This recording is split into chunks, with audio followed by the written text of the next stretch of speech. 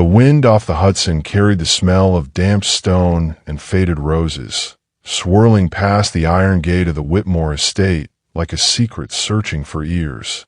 Claire Daniels had never belonged here. She knew it from the way the marble floors echoed her footsteps too loudly, like even the walls were trying to remind her she didn't come from money. The sprawling mansion in Rhinebeck, New York, had been built before the Civil War.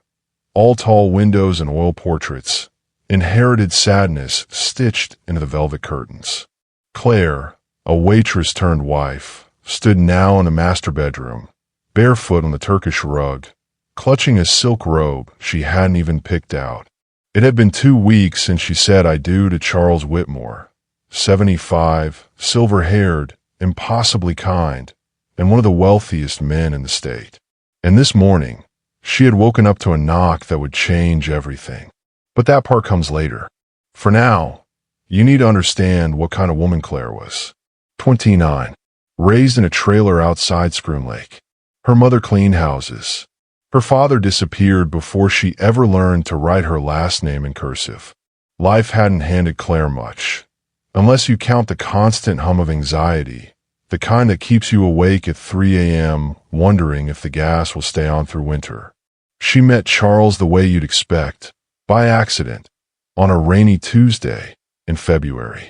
The diner where she worked had been half empty. The wind had been punching through the cracks in the door like a boxer with a grudge. And then he came in, alone, in a camel-colored coat with buttons that gleamed like polished bone. He ordered black coffee, no sugar, and looked at her like he saw something the world had missed. "I used to come here with my wife," he had said softly, eyes lingering on the rain-streaked window. Claire didn't ask what happened to her. She only refilled his coffee and smiled. And that was enough.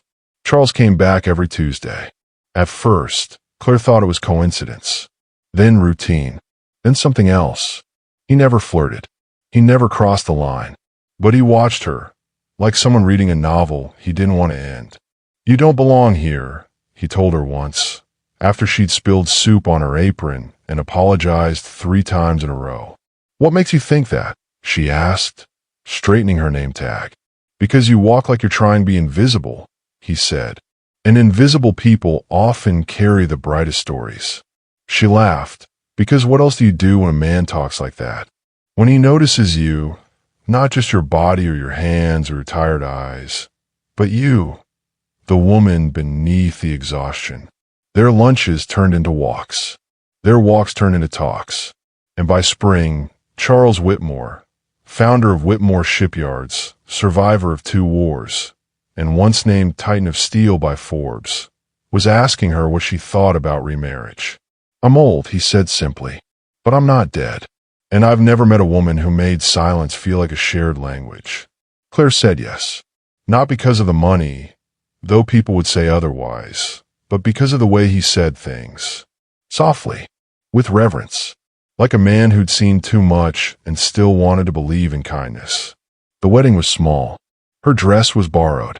There were only 15 guests, most of them older than the wine. No press, no drama, no deal. 2 weeks later, the knock came. It was 8:13 in the morning. Claire had just made tea, jasmine, the kind he liked, when the butler appeared in the doorway, his expression unreadable. "There's someone here to see you, Mrs. Whitmore." The woman standing on the porch was maybe 45, blonde, expensive, cold, in that practiced way rich women mastered like second languages. "I'm Vanessa," she said, offering a smile that didn't reach her eyes. "Charles's daughter." Claire blinked. "I thought Charles didn't have children." Vanessa's smile sharpened. "Oh, darling. He has 3. The room felt too small after that. Claire sat across from Vanessa in the drawing room, her hands curled around her teacup like a lifeline.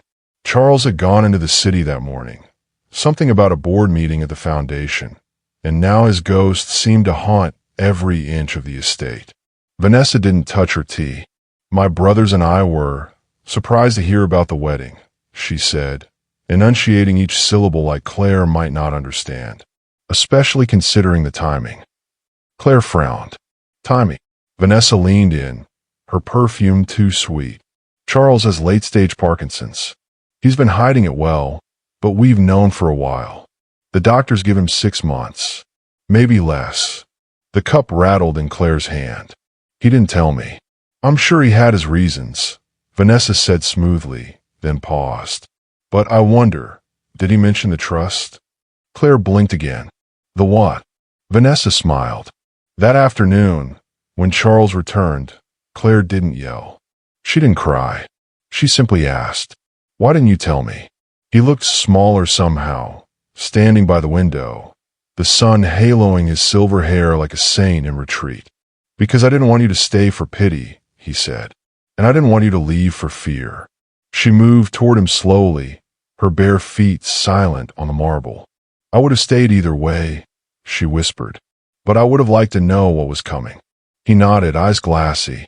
"I'm sorry." She touched his hand. It trembled beneath hers, not from guilt, but from the disease. That night, they lay side by side in the four-poster bed, listening to the rain slide down the windows. Claire thought of time, how unfair it was, how it gave you love just long enough to make you mourn it. She held his hand until he fell asleep. And then, when she was sure he couldn't hear, she cried. The next few days passed in a kind of silence. Charles tried to distract her with little things. Walks through the gardens, stories from his Navy days, old jazz records playing softly through the house.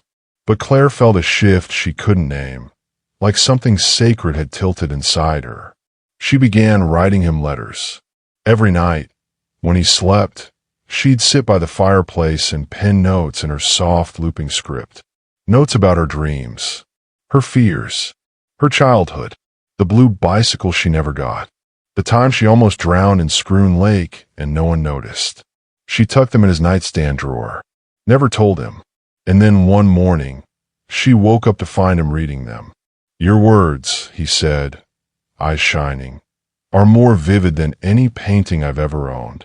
Claire smiled through tears. "You weren't supposed to find them yet." He reached for her hand. "Then let me earn them, letter by letter." 3 days later, he collapsed in the rose garden. The gardener found him beneath the arbor, breath ragged, hands clenched around the hem of his sweater. Claire rode in the ambulance, her nails dug into her palms the entire way. The hospital smelled like bleach and waiting. The doctors spoke in low tones. One said degeneration. Another said soon. Charles whispered her name as they wheeled him into the ICU. And just before the doors closed, he slipped something into her hand. It was a key.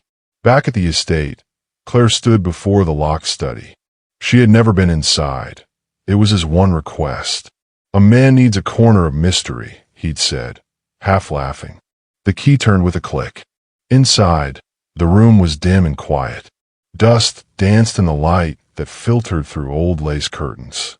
There was a globe, a record player, and a desk covered in photographs, not of ships or boardrooms, but of a young girl. Her, Claire at 5, holding a snow cone. Claire at 13, sitting on a swing. Claire in high school, unaware of the camera. She staggered backward, breath caught in her throat. How? There were files, journals, newspaper clippings, and then one envelope. On it, for Claire. "When I can no longer speak." Her hand shook as she opened it. Inside was a letter, handwritten in the same pen he always used to sign birthday cards and bills. His handwriting, still sharp despite the tremor. "My Claire, you were never a stranger. You were my second chance at something I lost long ago.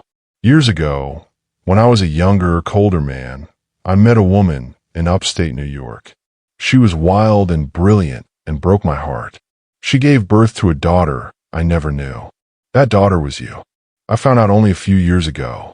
I hired investigators. I watched from afar, and I hated myself for the time I missed. When I met you in that diner, I didn't plan anything, but fate did. I thought I could just talk, get to know you, but you were so much more than I expected, so full of light and pain and grace. I loved you in a way no man should love his own blood, not romantically, not possessively, but deeply. I never knew how to say it without scaring you away. So I didn't. I just married you because the world could accept that. And I needed to be close to you to make up for all the birthdays I missed. There's no easy way to explain what I did. But everything I gave you, I gave freely. Everything I hid only out of fear. Forgive me. Or don't. But know you were loved. Purely. Fiercely. Endlessly. Yours always. Charles. Claire read the letter 4 times before she moved. She didn't scream. She didn't faint. She walked to the mirror and stared at herself. The eyes, the curve of the jaw, wondering what part of him lived inside her. He hadn't married her out of lust. He hadn't touched her. He had just wanted time. Time as a father. Even if the world couldn't understand. When Charles passed away 2 days later, Claire stood alone at the edge of the river, the wind cold against her face. His ashes were scattered quietly. No press, no ceremony. Just the girl he called daughter and the sky he'd always loved. In the weeks that followed, Claire inherited nothing. He had rewritten the will just before the wedding, leaving everything to a literacy foundation in her name. The media would never know the real story, but she did.